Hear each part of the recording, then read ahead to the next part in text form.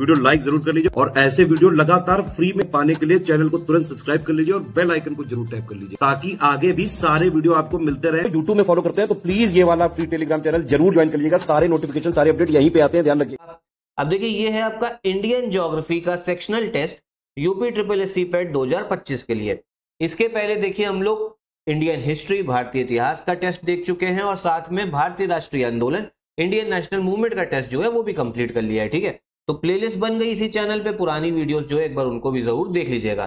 साथ में complete test series लेने के लिए आप इन नंबर्स पे कॉल कर सकते हो। कंप्लीट टेस्ट सीरीज का कोर्स जो है वो चल रहा है स्टडी फॉर सिविल सर्विसेज का, आप कॉल करके ले सकते हैं टेस्ट सीरीज। ठीक है, अब चलिए पहला क्वेश्चन देखते हैं क्या बोला जा रहा है। प्रायद्वीपीय पठार की उन नदियों के संदर्भ में निम्नलिखित में से कौन सी नदी अपवाद है जो अपना जल बंगाल की खाड़ी में गिराती है। ठीक है, अब पहली चीज तो क्वेश्चन आपको समझ में आना चाहिए। देखो है क्या ना, कुछ नदियां ऐसी हैं आपकी पेनिनसुलर इंडिया की, प्रायद्वीपीय भारत की, जो पानी जो अपना कहां लेके जाती है, बंगाल की खाड़ी, बे ऑफ बंगाल में। ठीक है, कौन कौन सी एक बार समझ लो। ये है आपकी महानदी हो गई, ठीक है, फिर आपको दिखेगी यहाँ पे गोदावरी, फिर है आपकी कृष्णा, ठीक है, और फिर है आपकी कावेरी। तो ये चार मेन प्रमुख नदियां हैं।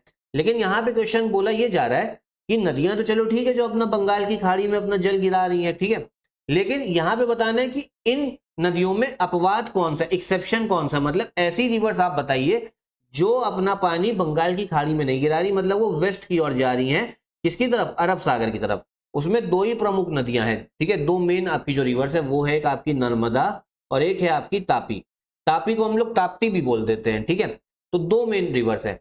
अब यहां पर ऑप्शन कौन सा सही हो जाएगा, देखो ऑप्शन यहाँ पे दोनों सही होने चाहिए, नर्मदा और ताप्ती, लेकिन आप वहां पे दो ऑप्शन सही करके आ नहीं सकते हो। यहाँ मिसप्रिंट हो गया, यहाँ पे होना क्या चाहिए ना, ताप्ती की जगह पे कोई और रिवर होनी चाहिए थी। ठीक है, लेकिन अगर मान लो आपसे एग्जाम में क्वेश्चन आ गया नर्मदा और ताप्ती एक ही ऑप्शन में दे रखा है, तो कौन सा टिक करोगे, सी वाला। ऐसे समझ लो यहाँ महानदी है, यहाँ कृष्णा है बी वाले में, सी वाले में लिखा हुआ है नर्मदा और आपका तापी, और डी वाले में मान लो कावेरी है। ठीक है, ये हल्का सा मिसप्रिंट हो गया था। तो अब कौन सा करेक्ट आंसर होगा, वो होगा सी वाला। तो फिर से समझ लीजिए भारत की दो मेन जो नदियां हैं जो अपवाद है बंगाल की खाड़ी वाली नदियों के अलावा, ठीक है, वो है आपकी नर्मदा रिवर और एक हो गई आपकी तापी रिवर। समझ में आया क्वेश्चन या नहीं आया, ठीक, एक बार कमेंट बॉक्स में बताना। फिर क्या बोला जा रहा है, निम्नलिखित में से कौन सी नदी तिब्बती क्षेत्र में कैलाश पर्वत श्रृंखला में बोखर चू के पास एक हिमनद से निकलती है।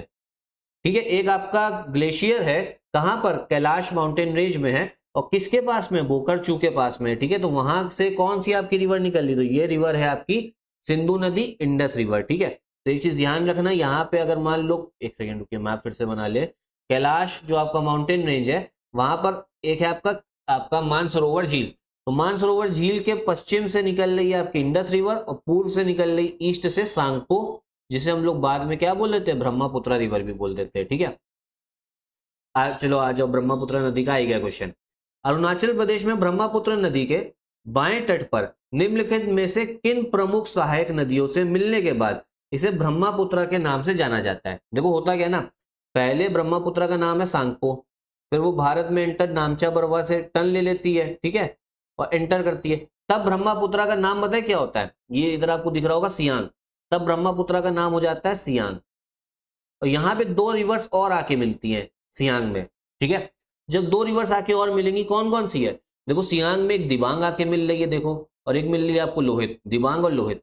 जब दिबांग और लोहित मिल जाती है, फिर देखो पानी जो है ज्यादा गहर वो बड़ा हो गया, तब जो रिवर बनेगी उसे ब्रह्मपुत्र बोला जाता है। ठीक है, तो भैया कौन कौन सी रिवर्स जब मिलेंगी सियांग में, दिबांग और लोहित। ठीक है, दिबांग और लोहित, तो करेक्ट आंसर कौन सा हो जाएगा, बी वाला हो जाएगा इसका। ठीक है, थर्ड का भी फिर से समझ लो, आपका ब्रह्मपुत्र आई, पहले नाम है इसका सांगपो तिब्बत में, यहाँ पे नामचा बरवा टन ले लिया, अब जो टन लिया ना तब इसका नाम हो गया सियांग, और फिर सियांग में एक आके मिलेगी आपको दिबांग और एक मिलेगी आपको लोहित, और फिर जो आगे नदी बनेगी दोनों रिवर्स को मिला के, ठीक है, सियांग में दो रिवर्स और जो मिल गई, फिर उसका नाम होता है ब्रह्मपुत्र। चलो अगला क्वेश्चन देखो, निम्नलिखित में से कौन से, अच्छा बी वाला बता दिया था, चलिए ठीक है, निम्नलिखित में से कौन से शिखर भारत में स्थित है, which of the following peaks are located in India. तो भैया कंचनजंगा भारत में है और नंगा पर्वत, मकालू और धौलागिरी ये आपको नेपाल में देखने को मिलेंगे। तो फर्स्ट और फोर्थ वाला जो है ये हो गया आपका करेक्ट आंसर, और इसमें हम टिक कौन सा करके आओगे, सी वाला टिक कराओगे, 1 and 4th। आगे देखिए अब, निम्नलिखित में से कौन सा पठार मेक्सिको में अवस्थित है, which of the following plateaus located in Mexico. तो मेक्सिको का जो प्लेट्यू है वो है आपका चियापास प्लेट्यू, ठीक है, चियापास पठार, ठीक। फिर आगे देखिए, निम्नलिखित में से कौन सा हिमनद श्योक नदी के लिए पानी प्रदान करता है। देखो श्योक नदी जो है ना, ये है आपकी इंडस की ही एक सहायक नदी है। कौन सी, श्योक। अब इसमें पानी कौन देता है श्योक नदी को, तो ये है ग्लेशियर आपका चोंग कुमदन ग्लेशियर, ठीक है, चोंग कुमदन ग्लेशियर। तो सी वाला जो है ये है करेक्ट आंसर। निम्नलिखित में से कौन सा विकल्प सही सुमेलित नहीं है, जो आपका सही मैच नहीं है, तो जो सही नहीं है वो पहले वाला ही हो गया। जो आपका लोध जल प्रपात है, लोध वाटरफॉल, ये आपका मध्य प्रदेश में नहीं है, ये कहां पर है, झारखंड में, ठीक है, झारखंड में, ध्यान रखना। और बाकी सारे बहुती वाटरफॉल मध्य प्रदेश, फिर आपका चचाई वाटरफॉल मध्य प्रदेश, क्योंकि ये भी मध्य प्रदेश हो गया, पहले वाला ही बस गलत है। तो इसीलिए पहले को ही मार्क करके आओगे, क्योंकि बोला ही जाए तो कौन सा इनकरेक्ट है, ठीक है। निम्नलिखित में से किस राज्य में क्षारीय मृदा का क्षेत्रफल सबसे अधिक है, एल्कलाइन सॉइल का सबसे ज्यादा लार्जेस्ट एरिया कहां पर है, तो ये आपको देखने को मिलेगा उत्तर प्रदेश में, बी वाला, ठीक है, ए नहीं, ए तो हो गया, ठीक, बी वाला है, ठीक है। कौन सा करेक्ट आंसर होगा, बी। फिर आइए, निम्नलिखित में से कौन सा क्षेत्र कॉन्गो बेसिन के अंतर्गत नहीं आता। तो देखो कॉन्गो बेसिन अफ्रीका में है, तो कॉन्गो गणराज्य रिपब्लिक ऑफ कॉन्गो ये भी आता है, गेबॉन भी आता है, कैमरून भी आता है। जो सूरीनाम है ना, ये नहीं आता। देखो सूरीनाम जो हिस्सा है ये आपका अमेजोन बेसिन का है, इसका अमेजोन बेसिन का हिस्सा है, जो अमेजोन रिवर है, तो इसीलिए ये नहीं आएगा। और सूरीनाम है भी आपका कहां पे, साउथ अमेरिका महाद्वीप में। बाकी सारे जो देश दे रखे हैं ना, ए, सी और डी, ये आपको कहां देखने को मिलेंगे, अफ्रीका में, ठीक। फिर आगे देखिए, छत्तीसगढ़ के निम्नलिखित में से किस जिले में स्थित बैलाडीला खदान से सर्वोत्तम गुणवत्ता वाले हेमाटाइट और मैग्नेटाइट लो अयस्क का उत्पादन होता है। तो ये है आपका बस्तर जिला, ठीक है, सी वाला है, जहां सबसे अच्छी क्वालिटी का हेमेटाइट और मैग्नेटाइट आयरन ओर मिलेगा। प्रमुख कॉपर उत्पादक क्षेत्रों से संबंधित गलत विकल्प का चयन करें। कॉपर प्रोड्यूसिंग एरियाज है, इसमें गलत बताना है। तो जो गलत है ना वो है आपका सी वाला, जो आपका खम्मम है ये तमिलनाडु में नहीं है, ठीक है, ये आपको कहां देखने को मिलेगा, तेलंगाना में। कहां पर है भैया, तेलंगाना में, याद कर लेना, ठीक। फिर आगे आ जाओ, आपका 20 हो गया। फिर आगे देखो, निम्नलिखित में से किस महाद्वीप ने नगरीकरण में सर्वाधिक वार्षिक वृद्धि दर्ज करी है। 2015 से 20 की बात हो रही है, सर्वाधिक वृद्धि, ठीक है, अर्बनाइजेशन के मामले में। तो ये करी सबसे ज्यादा इंक्रीज हुआ है एशिया में। देखो अर्बनाइजेशन क्या होता है, नगरीकरण, जब लोग गांव से आपका कहां की तरफ जाएंगे, शहर में जाएंगे बसने के लिए, और सबसे ज्यादा वृद्धि कहां हुई, एशिया में। ब्रिक्स देशों में सबसे ज्यादा नगरीकृत प्रतिशत वाला देश कौन सा है, तो ये है आपका ब्राजील, जहां पे सबसे ज्यादा जो है आपको अर्बनाइजेशन देखने को मिलेगा, मतलब सबसे टॉप पे है ब्राजील। ब्रिक्स में पता है ना कौन सा, ब्राजील हो गया बी से, आर से रशिया, आई से इंडिया, सी से चाइना, इससे साउथ अफ्रीका। सबसे ज्यादा है ब्राजील में, फिर है आपके रशिया, फिर हो गया साउथ अफ्रीका, फिर है आपका चाइना, और फिर सबसे आखिरी इसमें है इंडिया, ठीक है, नगरीकरण के मामले में। उत्तर प्रदेश का कौन सा जिला मध्य प्रदेश से 3 ओर से घिरा हुआ है, ठीक है, तो ये तो है आपका ललितपुर। यूपी जीके का क्वेश्चन है, यूपी ज्योग्राफी का, ललितपुर। ये मैप में देख भी सकते हो, तो इधर आपको दिखेगा, देखो ये ललितपुर दिख रहा है, एमपी से 3 तरफ से घिरा हुआ है, पश्चिम से भी, दक्षिण से भी और पूर्व से भी, ठीक। फिर आगे देखो, निम्नलिखित में से कौन सा राज्य सोनभद्र जिले के साथ अपनी सीमा साझा नहीं करता। तो भैया चारों करते हैं, एमपी भी करता है, छत्तीसगढ़ भी करता है, झारखंड भी करता है, बिहार भी।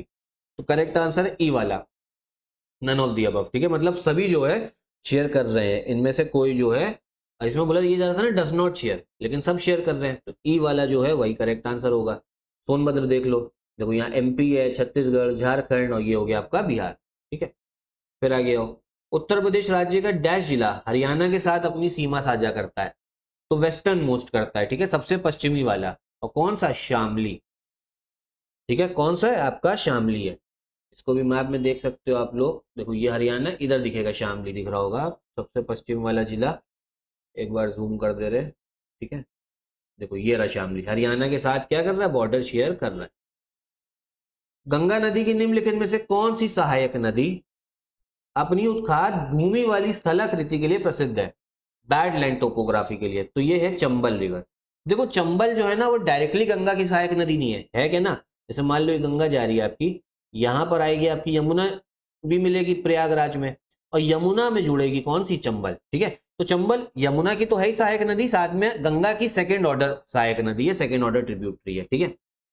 गंगा नदी निम्नलिखित में से किस राज्य में न्यूनतम दूरी तय करती है? तो इनमें से सबसे कम दूरी है आपकी उत्तराखंड में, ठीक है। किसमें? आपको उत्तराखंड में देखने को मिलेगा। निम्नलिखित में से कौन सी नदी पश्चिम की ओर बहने वाली एक छोटी नदी है? वेस्ट की ओर, ठीक है, वेस्ट की ओर बहने वाली छोटी नदी, तो ये है आपकी शरावती नदी, ठीक है। शरावती नदी पश्चिम की ओर बहती है, कहां से, कौन से राज्य में? कर्नाटका में, ठीक। फिर आओ, निम्नलिखित में से किस नदी का उद्गम स्थल भारत से बाहर है? तो जो सब जिसका आपका ओरिजिन भारत से बाहर है, ये है आपकी राप्ती नदी। तो भैया राप्ती नदी कहां से निकलेगी? ये निकलती है आपके नेपाल से। कहां से? नेपाल से निकलती है, ठीक है। बाकी पेनार, साबरमती, झेलम तीनों जो है वो आपका इंडिया से ही आपका ओरिजिन है, इनका इंडिया से ही उद्गम स्थल है। तो 44 का ए वाला हो गया, समझे।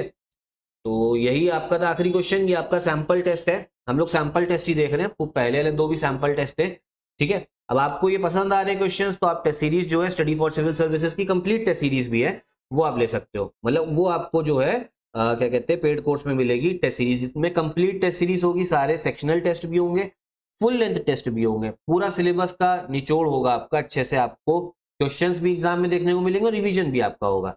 साथ में ये रहा हमारा पेड क्विज का सैंपल, ठीक है। टेलीग्राम पे पेड क्विज होती है, यहाँ से क्वेश्चंस जो है एग्जाम में देखने को आपको मिलते हैं। यूपी पीसीएस और आरओ वालों को तो पता ही है, ठीक है, कि यहाँ से पेड क्विज वो लोग लगाते हैं, तो उनको क्वेश्चंस जो एग्जाम में देखने को मिलते हैं। प्रैक्टिस भी होती है, एलिमिनेशन भी सीखते हो कि कोई क्वेश्चन नहीं आ रहा तो एलिमिनेट कैसे करें। और बाकी कंप्लीट पेड ग्रुप जो है वो तो चल ही रहा है पेड 2025 का, तो आप उसको ज्वाइन कर सकते हो इन नंबर्स पे कॉल करके, ठीक है।